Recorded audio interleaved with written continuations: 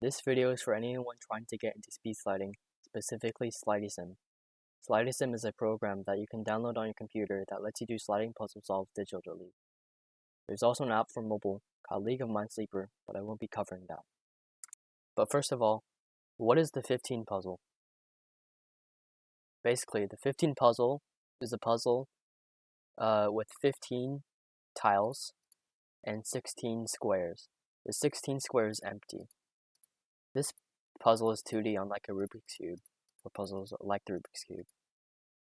You can move around the tiles, and the goal is to get the numbers from 1, 2, 3, 4, 5, 6, 7, 8, 9, 10, 11, 12, 13, 14, 15, all in order. And like I said, Slidysim is a program that lets you do digital solves of the 15 puzzle. And if you want to download it, you can go to slidysim.com, type that in your browser, and then there's the downloads right here. So if you have Linux or Windows, you can just click these links and it will take you to the download page. I've already downloaded them, so I'm not going to download it again. But if you're on Mac, I'm pretty sure you can use Wine to convert the Windows file, but I'm not sure. I've never used a Mac. And throughout this video, I will be covering different topics and subjects of speed sliding. So I will put the timestamps in the description of this video. So first, I'm going to teach you how to solve the 15 puzzle. And it's pretty easy, but if you can't figure it out, then I'll teach you. And so you can just download Slidysim and follow this tutorial. And if your puzzle doesn't have like a red, yellow, green, blue, purple like colors, then go to settings and then click on appearance. And at the bottom, there's something that says edit color scheme. And what you need to do is press add on the right and change this to fringe 3, change rainbow to rainbow bright or rainbow 2 bright, but I use rainbow number 1, not number 2, and then press add scheme, and then that's it, and it should look like this. And to solve it, what you need to do, first you move the 1 to top left. So you just move the tiles around to bring the 1 to the top left, and that should be easy. Should figure that out pretty easy. And now you need to bring number 2 next to the number 1.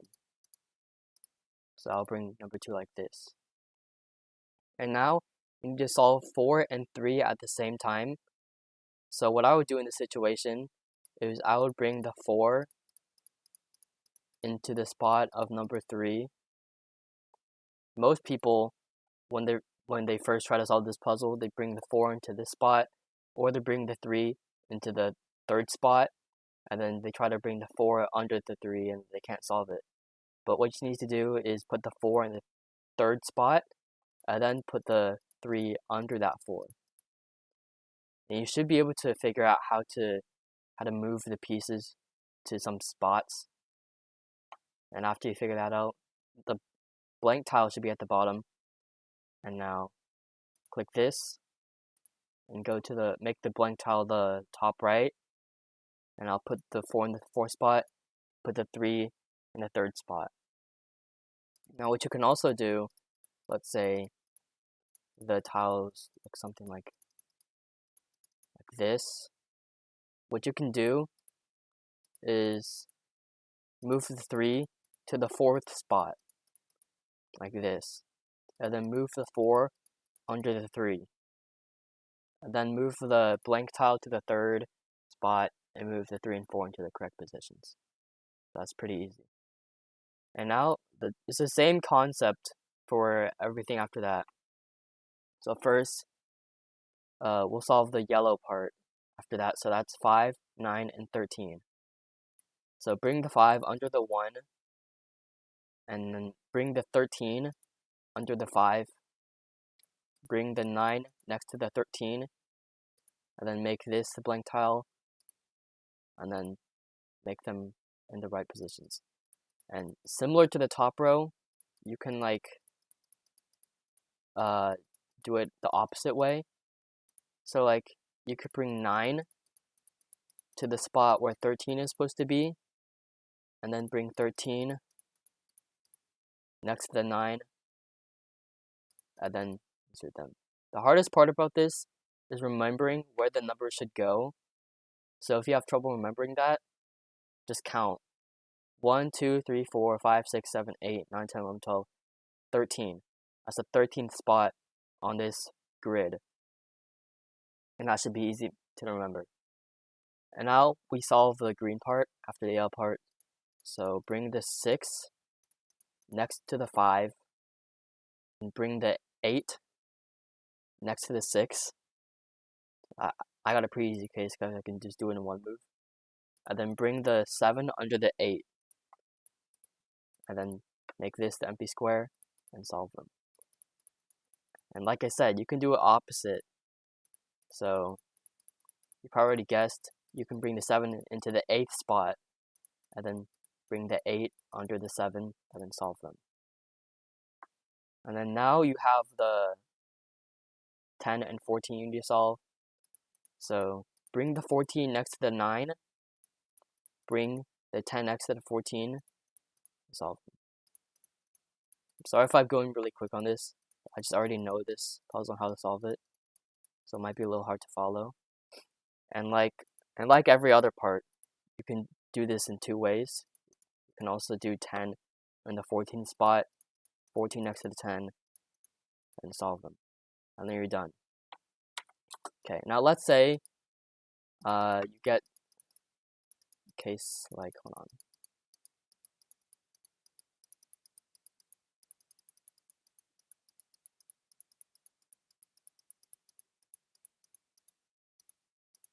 Let's say somehow you get to this, and then you go like this, and you're like, oh no, I'm supposed to get 3 to the 4th spot, or the 4 to the 3rd spot. But if I do that, then I can't bring the other tile underneath it.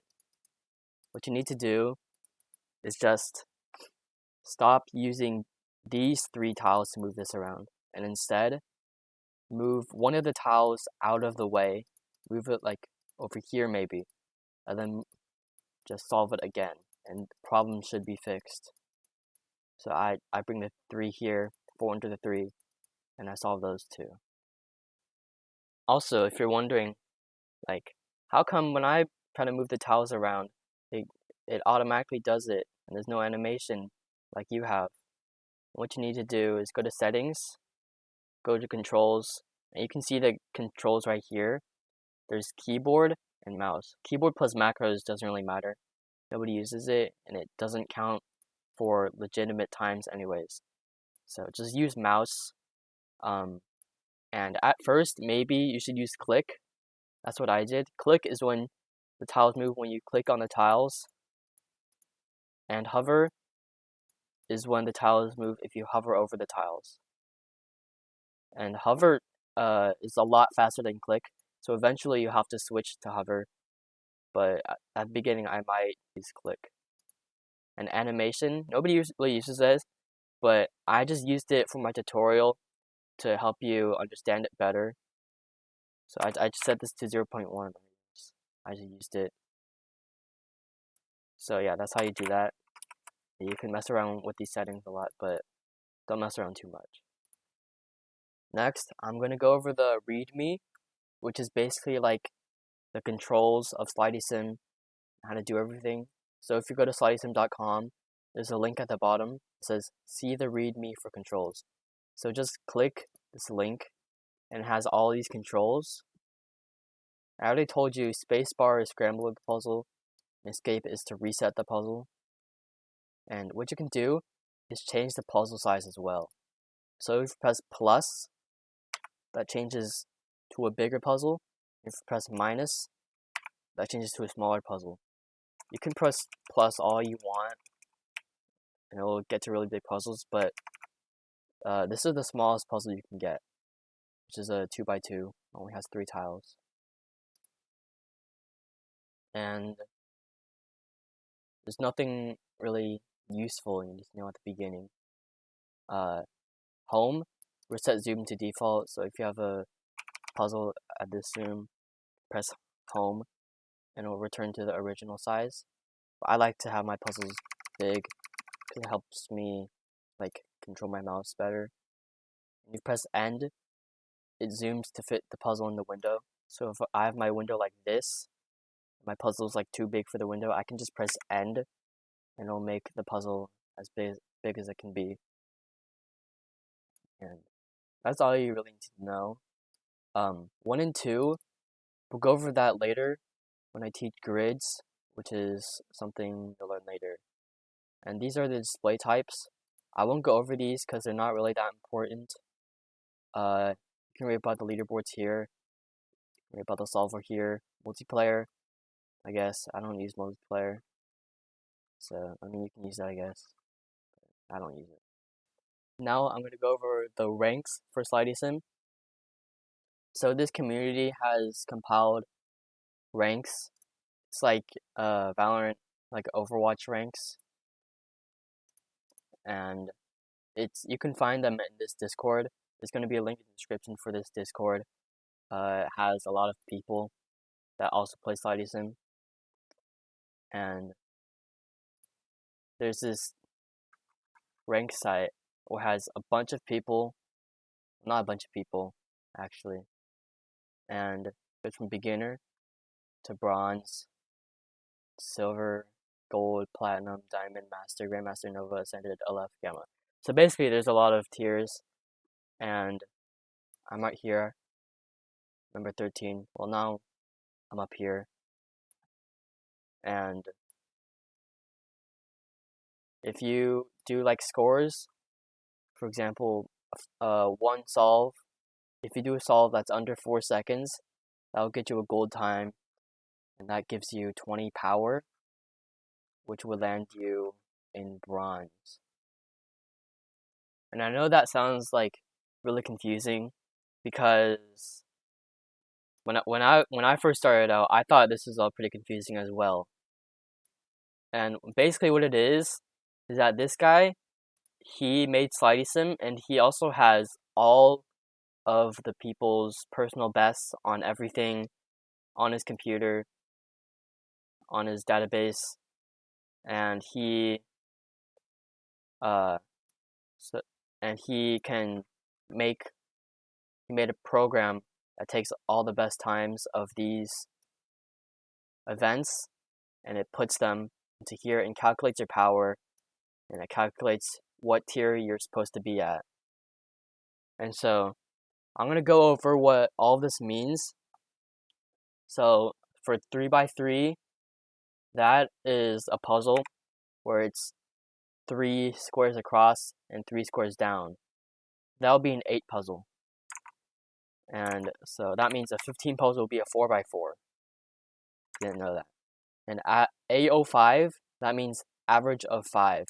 So if you do like 5 quick solves on the 8 puzzle, just do real quick. Not very good.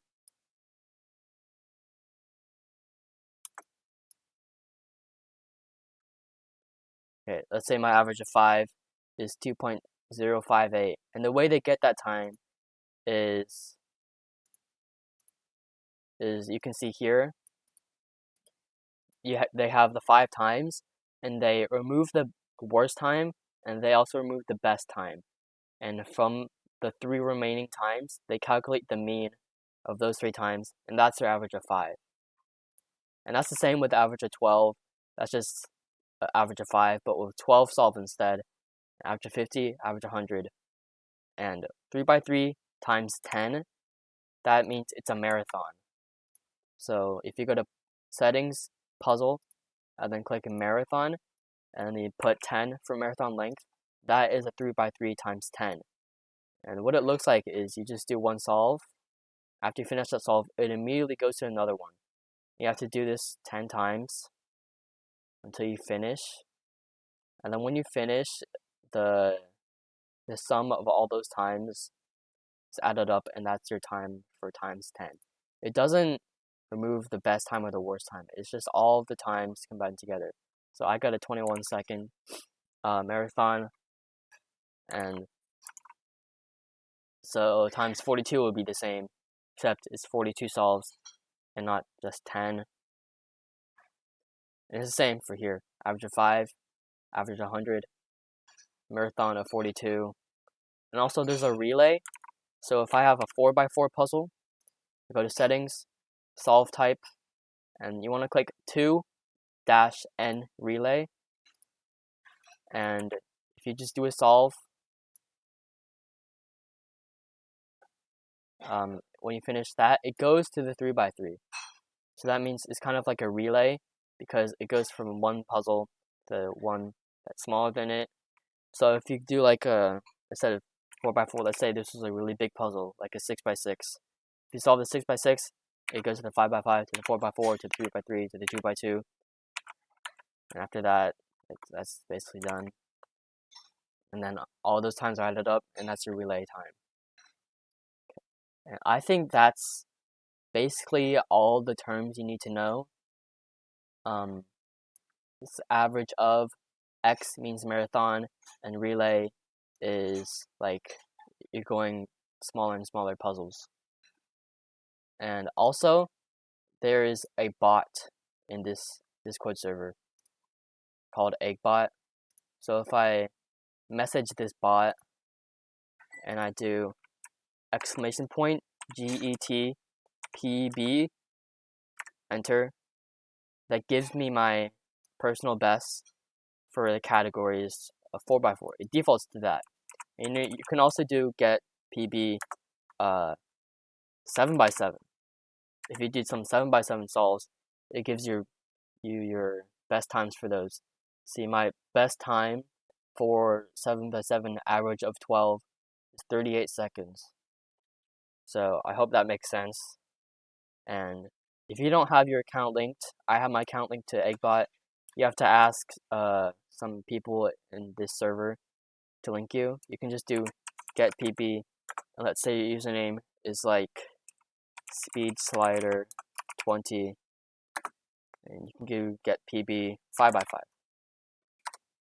And obviously this is not a real person, so it's not gonna do anything. But if that is your username, it should pop up.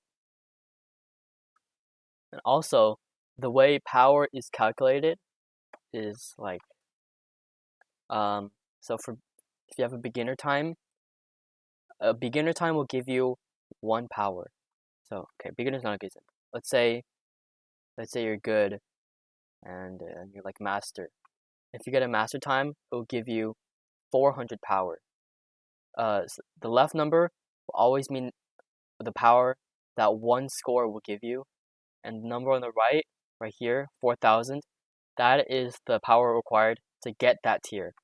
So if you just get 1 master score, you just have 400 power. You need 9 more to get the actual tier. And so let's say I have a 4x4 single that's master, that gives me 400 power, and a 4x4 average of 5 that's master, gives me another 400 power. That's 800 power total. And let's look at diamond. Oh, I'm not diamond yet. That's 900 power. And platinum though, which is 500 power. So what I need for platinum is 500 power. And since I have 800 power, I will get platinum. So I will be number 53 because I'm in between these guys who have 808 power and 797 power. So I'll put me in between them. I also want to talk more about this bot called Eggbot. I already went over get PB, which gives you the time PBs. So for example, my 4x4 single took me 1.284 seconds, and this is 3 minutes and 57 seconds. So, but if I do get PB, my username, and then moves, that will give me my move count PBs. So this means that for an average of 5, my best move count on average for an average of 5 is 61.666. So that means I've solved the puzzle in 61.666 moves an average of 5. So if I do a solve right now,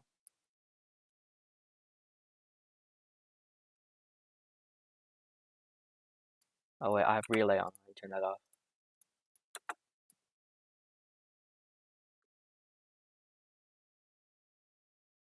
You can see at the bottom, it says 94 moves right here. So that means I solved the puzzle in 94 moves. And one move counts as moving one tile. That's pretty obvious. And yeah, so my average 100 for moves is 87. Average 50 is 76. You can do this with other sizes as well. 5x5 moves. Or I guess we have to wait. Yeah. And also, you can do rank. It gives you your rank. My rank is rank 13. I think the lowest rank you can get is like 300. That's what you start out as, I guess. And then this is your power, number of power. Remember the example I gave, where if you have 2 master scores, you have 800 power. I have 100,099 power. And if you get a new score that's above the tier of the score that you beat, for example, if see my 7x7 single is 28.468 seconds, and that is a Nova time. But if I get that single to 25.5 seconds, that will be an Ascended time. And since Ascended is a higher tier than Nova, that will give me more power. And it doesn't update right away. So if I get it right now, and I do rank again, it's not gonna change anything. Yeah, I still have the same rank. But if I do update, and let's actually pretend I got the score. An update takes a while because it has to check like all the scores and also has to upload it to the website, so it takes a while. But I don't know, sometimes it can be really slow, so we gotta wait.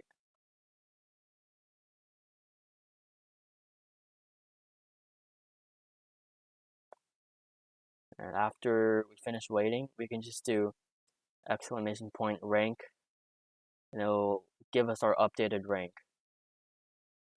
So I can just do, yeah, okay, updated. So I'll just do rank right now. And if I actually got the score, my power should go up. But we're just pretending, so my power didn't actually go up. So if it did go up, it would say something like maybe like this. Maybe this instead, because this number is higher than this number. So yeah, that's all the basics you need to know with this bot. If you join the Discord server, you can use this bot and use it in the channel bot commands. You can mess around the bot as well. Okay, the next thing I want to teach you is how to solve bigger puzzles. The method for solving bigger puzzles. So basically, this puzzle is pretty small because it's only 16 pieces. But if I have a really big puzzle, like a 10x10, has 99 pieces. That's pretty big, right? And the way you can get these color schemes, I'll teach you what this means later. So you just want to go edit color scheme, and then you want to do all of this. You want to copy all this. And in case my resolution isn't good enough, I'll just do it right now. So you probably should have Fringe 3 Rainbow Bright size 1x1 already. And you want to add a new scheme. Change Fringe to row grids. Change Rainbow to Rainbow Bright as always. And make the size 10 by 5. And then move that. You can click on that and press move up. That'll move it above Fringe 3. That's what you need to do. And add another one, row grids, Rainbow Bright, and make this 5x5 instead of 10x5. And also move that over Fringe 3, but below the first one you made. And that should be the same as this. If not the same as this, you can ask questions in the comments, but it should be the same. And basically, the idea is you're separating all. I mean, you're not separating. You're sorting them. So the red one, the red The red half is the pieces that are supposed to be at the top half, the blue half's the bottom. And I'll just do a solve with it real quick. So basically, how you solve this is you want to get all the red pieces to the top half. And how to do that, you want to make big lines like this. You can see at the left, I've made a big red line. And what you need to do is move your mouse up, left, down, up, left, down, up, left, down, up, left, down, right, up, left, down. And we don't want to keep doing this right now, or else it's going to go below the top half. We can just count the number of squares we have right here. So 10, 17, 1, 6, 7, these are the numbers, and that's 5 numbers. So instead of doing this, we want to do this. Move it to the third column. And once you practice that, you won't really have to do that. You'll learn more efficient ways of doing this. But look, I just made another line pretty quickly.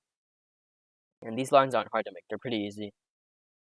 And what I want to do first, I want to solve these over here. Oh, and also I'm counting. I noticed these ones shouldn't be here because that's bigger than the top half. So I moved them over there, over here. And I keep solving this like this. So you just want to move your mouse like in like tall ovals when you're solving this. And okay, let's make another long row. And ideally your row should be exactly the length of like it should be 10 tiles wide for a 10 by 10.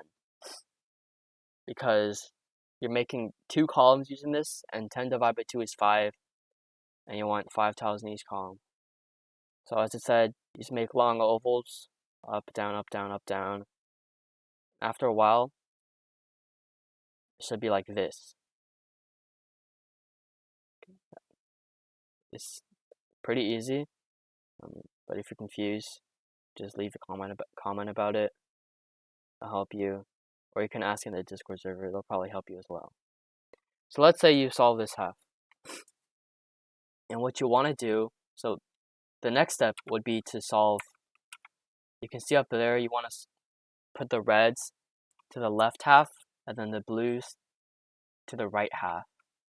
But you also need to take a square out of here so you can start moving the tiles in here. Because right now the empty square is in the bottom half, so you can't really move anything in the top half. What you want to do is take out a square from one of these 4 tiles. Not right now. Don't take out like 43, because you need that. But this tile would be 39, this one would be 40, this one would be 49, this one would be 50 if it was in a solved state. And ideally, the bigger the number, the better. That's the general rule to follow. So I'm taking out 50 because that's the biggest number it can be. And this part, it's just the first half, but like flipped. So let's make a big line.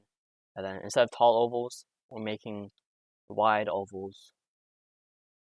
And again, it should be 5 tiles wide. Let's make another big line. Red one. Like this. Just make tall ovals. And then there's not really much left. You're going to just move the blue ones and the red ones to the right position. And now you want to move whatever the highest number you can find is. The highest number I see is 45. It's right here. So I'll just move this one out. Press 2. Oh, I don't know if I said this, but to switch the color schemes, you need to press 1 and 2. So if you're stuck at these colors, press 2 to move it to this, and then press 2 again to move it to this. And you can press 1 to move it back to this, 1 to move back to this. So 2 to go forward, 1 to go backward. Pretty easy. I don't know if I said that. now we just solve this like a 5x5. You should know how to solve a 5x5 at this point. If you don't, go practice that. It's the same idea as a 4x4, it's just bigger. And then, so you solve this. So you get to this spot. You can't just move out all three of these randomly like you would in a normal puzzle, but you need to make sure you do them right. So 34 goes next to 33, and 44 goes next to 43. And you just solve this like you would like a 9 and 13, and same with these. So just solve these like a 9 and 13 on a 15 puzzle. And it should be easy enough. So let's just solve this real quick.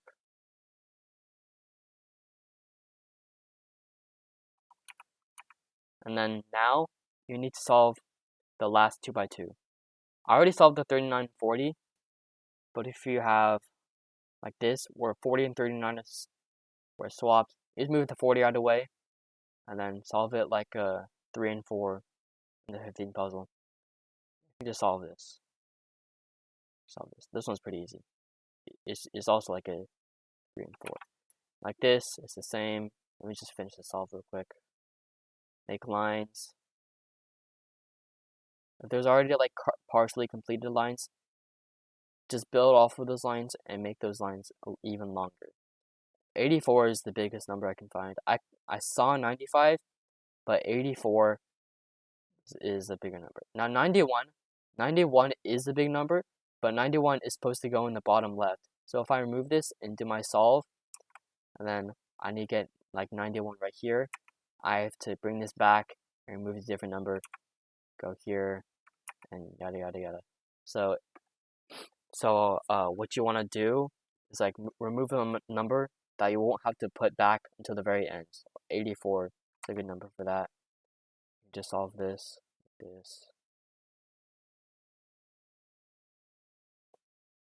And at first, if you're not good with this method, that's okay.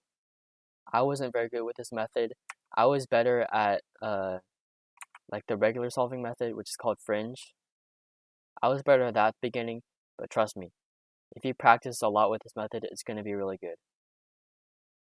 There's almost no people who are good with this at fringe. I mean, there are, but usually they're better with this method. And this method is called grids, and it's a lot better.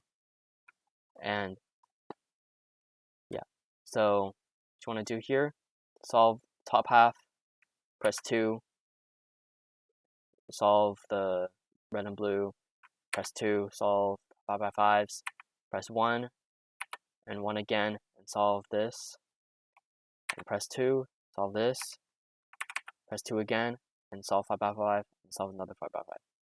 Should be easy enough, and you can probably figure it out on your own. And the same goes for 9x9.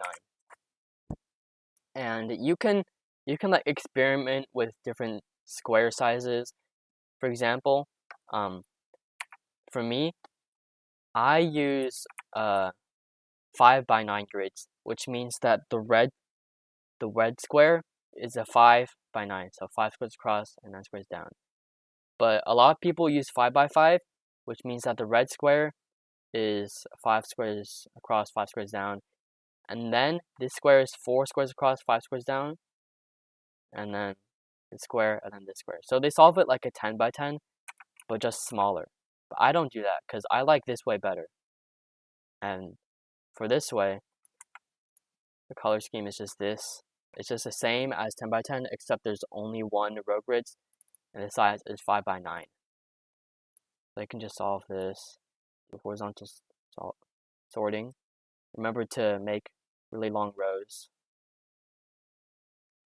And at first, when you're doing this, you might want to do like top to bottom, like this. I mean, like left to right in this case, I guess. Like you might want to make this and then do this. But don't do that. Don't do it like this. What you want to do is solve bottom to top or top to bottom. For example, this one, I'll solve the bottom first,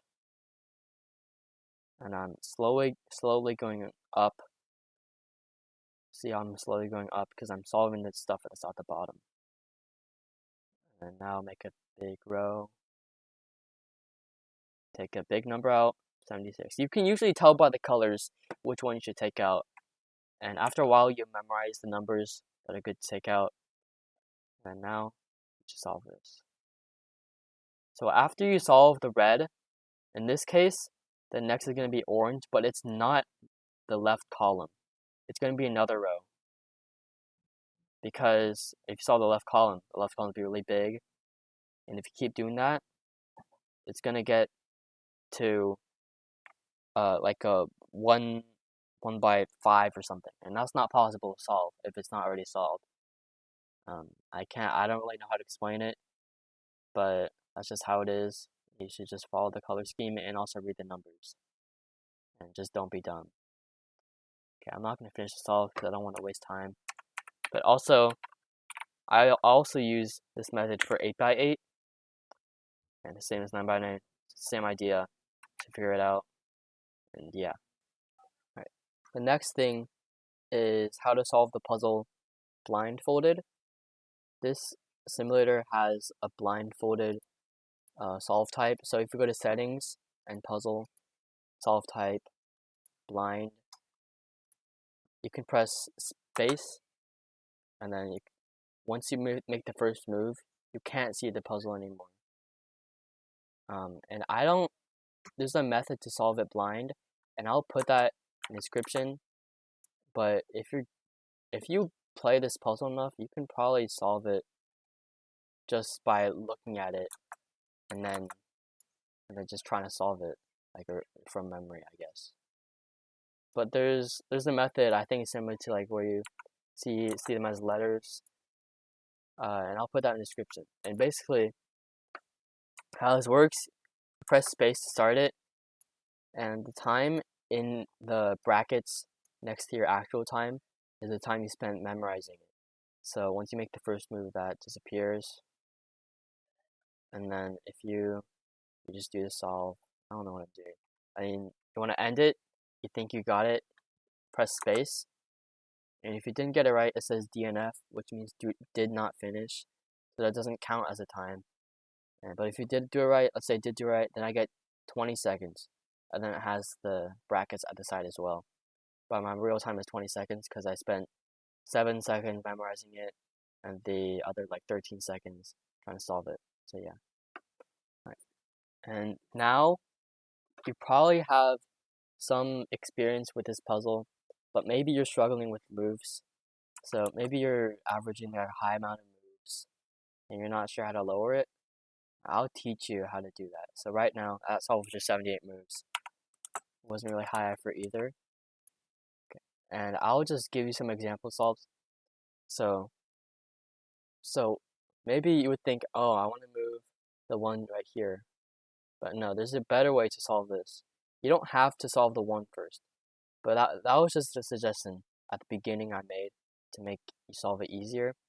What I would do, I would put the 2 in the top row. You could put it here or whatever. But I would put it here because when I move the 4 under it, I can move it like this and make 2 and 4 easily. If it was right here, I would have to move the 4 to the right and then move like this. It's kind of weird. So I move the 2 right here. Let's say it's like this. And I move the 1 right here. Solve the 4. And right now, if I was solving quick, I would think about solving the 3 and 4 because that's pretty easy. But if I was going a little bit slower, I would think, oh, instead of doing this, I want to move the 5 and 9 over as well. And then I solve the 3 and 4. And then right here, so 5, 9, and 13, you can do like a lot of different combinations where you just have them in a line like this. I find that like all of them are really easy to do. For example, this one, move like this, and like this one, this one, move like this, and like this one, you move like this. You can just practice those. Okay, let's say it looks like this. And then you can't really make a row in the middle efficiently. I would move the 9 here, 13 here, make it next to it, do like this. Instead of doing this, because that's going to mess it up, I would do this, like this. So what I'm doing is I'm moving the 9 and 13, the top, and 5 next to it, and I'm just solving like this.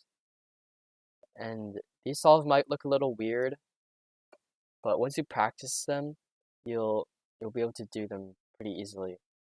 And they're not hard when you get used to them. It's just at first you're gonna want to only do things if you know what you're doing. I'll do another example solve. I'll solve 1 and 2 first, and I'll solve. So instead of just putting like right here, I want to grab both pieces and solve at the same time.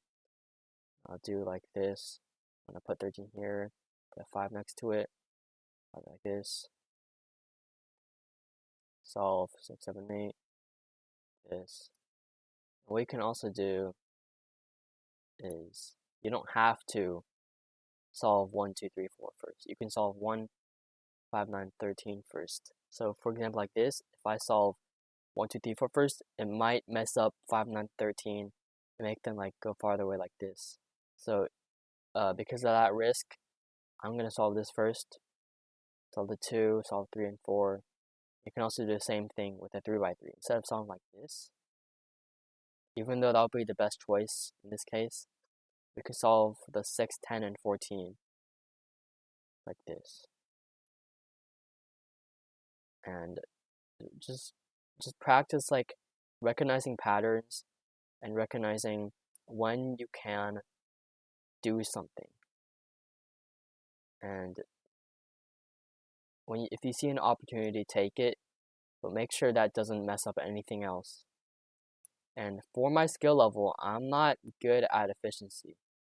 That basically means that for my level, I can't solve puzzles with very low move count compared to other people that are my level.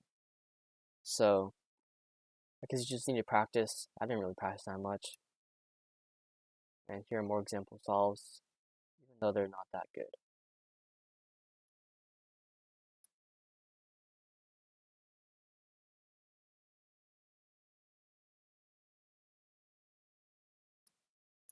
Yeah, I'll just keep solving, I guess. Actually, no, I'm not going to. But you can get the gist of that. Another thing I want to teach is solving rows and columns.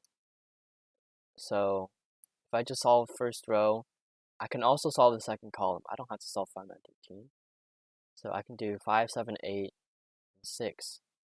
It makes 5, 6, 7, 8. So that second row is already done. I just solve this, it's done. I'll give you another example of that. Solve the first row, 5, 6, 7, 8, like this. And oh look, 9, 13 already solved. I'll give another example of that. And if it looks confusing, that's okay. Because it always looks confusing when you're first trying to watch these kind of solves. Shoot, I solved them in order. Here's another example of that, just to make sure you understand.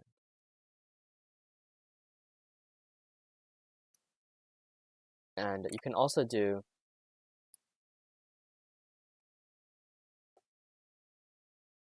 I solve the first column, and then the second column is 2, 6, 10, 14. It's like this. So I'll solve the first 2 columns. Now I just solve 3 and 4, 8 and 7, and that's done. I don't really solve first 2 columns like ever, because you don't need to do that. So I'm not really good at it. But there's another example. There's one.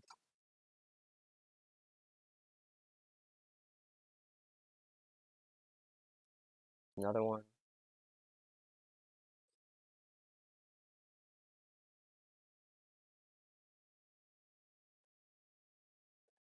And also, don't force yourself to do these tricks, because maybe solving it normally a lot of time is the best way to do it. And just making it overcomplicated will make your move count a lot higher than it should be. And also, I would recommend practicing 3x3, because that really trains your pattern recognition, and it will help you be more efficient on the 3x3 part of 4x4. And also, if you're like a player that's better than me at efficiency and you're watching this video, you're probably like, man, this guy doesn't really know what he's talking about. So I'll link a video of the #1 player ranked by time in description, talking through different levels of solves. In fact, there are 2 videos, so I'll link both of those in the description so you can watch this for yourself. Right now, you might be wondering, how do I get better? How do I go up in these ranks? And I'll tell you my strategy for what I did. At the beginning, I didn't really know what I was doing, so I would just play for 4x4 single. That's basically the only thing I did. But what you wanna do is do every single one of these. Every single one. Do all 30. There's 30 of them, and some of them might seem like they take a long time. Like for example, 4x4, average 100. You have to solve it 100 times in a row. That might seem like it's a lot, but in terms of your improvement, it's going to be worth it, and it's better than just playing for 4x4 single. And at the beginning, probably for like the first few tiers up until Diamond or Master, you can just get the true tier of a tier you're trying to get. For example, if you're like beginner, you don't have any scores yet, make all your scores at least beginner level. And once you did that, go to bronze, make all your scores bronze level. And then go to silver, make all your scores silver level. And if there's a couple scores that you can't quite get, then that's okay. Just move on and then come back to them when you can. And then once you get to higher levels, it's going to be easier to find which scores you can improve, because at higher levels your scores are going to be better and better compared to your skill. And for example, I'm good at the mid-range puzzles such as 6x6 or 7x7 or 5x5, and I usually do those first when I'm trying to move up to the next tier. For example, if I was True Nova, which means I have all my 30 scores in Nova, and I wanted to move up to Ascended, I would probably do 6x6 first, move my 6x6 scores to Ascended instead of Nova. And if you don't know what scores you want to do, just think like, is this score possible for me? Can I do this? And if you can't see yourself doing it, that means you probably can't. But I think it's better to just try just in case, because sometimes you can surprise yourself. You can do it when you think you can't. So, especially the ones you don't do in a long time. If you set a score a month ago and then you're looking at it now, and you're like, man, when I set that score, I was so happy and it was so good. I don't think I can beat that. Well, maybe that score was good for you a month ago, but right now, maybe it's not as good. So I'd recommend just trying it again and just seeing how far you can improve. My last piece of advice is I'm going to be teaching you how to improve faster. So really, there's no secret. You just have to play more. You just have to practice, and you will improve if you practice. But there are some things that will help you. For example, if you just go to YouTube and then you just search up like a good player, and then you just watch their solves. Like I can just go here. I can find his average of 100, and they look pretty good.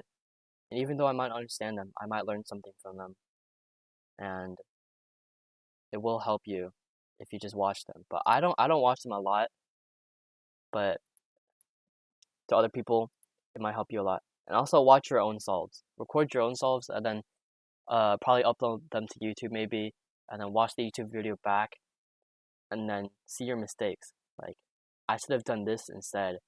And if you can realize that, you can just do that next time. And also, don't compare yourself to other players.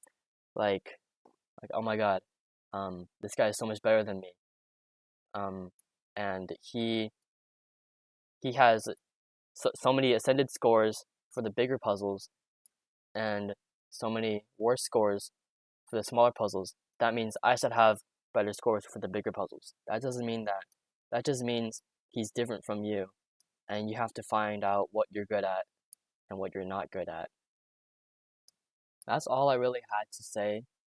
There's nothing really else I can tell you except to practice. And once you practice, you will get good. Some people improve faster than others, so don't get discouraged. If someone's improving a lot faster than you, then just maybe you're better at something else. And I don't mean like better at a different game. Maybe you're better at a different size, or you're better at move count, while the other guy's better at speed. So just find what you're good at, stick to that, and eventually you'll improve at the other things. But the purpose of the game is to have fun, and if you want to improve, just practice. And I'm doing some solves right now, in case you want some solves to watch. But I'm not the best player to watch for solves, because I am not the best player. I'd say I'm a decent player, and I would recommend watching some other player solves. But that is all the advice I can give you. And if you have any other suggestions, please leave a comment, and I'll be happy to help you.